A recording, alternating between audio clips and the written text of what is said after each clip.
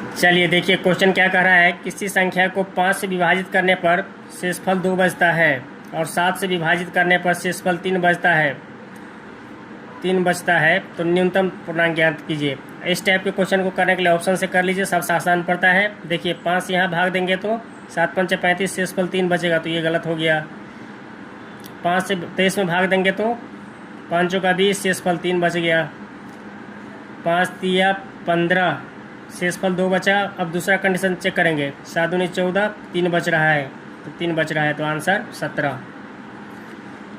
अगला क्वेश्चन दिया गया है, दो धनात्मक संख्याओं का अंतर 20 है। तो अंतर मान लीजिए संख्या ए बी है, तो ए माइनस बी कर लेते हैं 20। फिर कहा है दोनों संख्याओं का मध्यानुपात 24 है। मध्यानुपात क्या होता है? ए इंटू बी का अंडर रूट 24। तो सिंप्लीफाई कर लीजिए, ए बी बराबर हो जाएगा 24 का स्क्वायर 576। इन दोनों संख्याओं का योगफल ज्ञात कीजिए।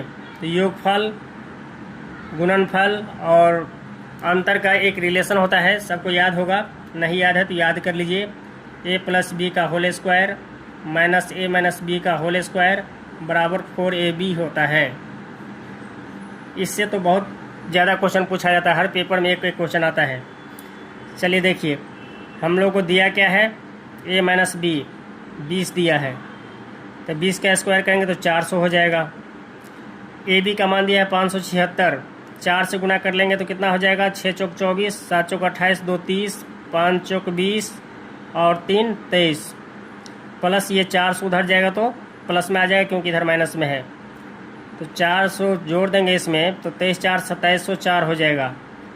ए प्लस बी का होल स्क्वायर बराबर 2704 है, तो ए प्लस बी बराबर हो जाएगा अंडर रूट 2704, और ये किसका वर्गमूल होता है? 52 का आंसर।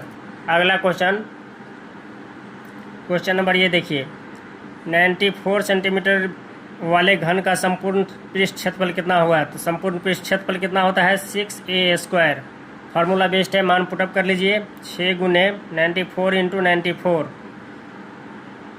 4 चौका 16, 9 चौक 36, दूनी 72 और 1 73, 9 9 81 और 7 कितना हो जाएगा? 88 गुने 6, तो 6 36, 6 3 18 और 3 21।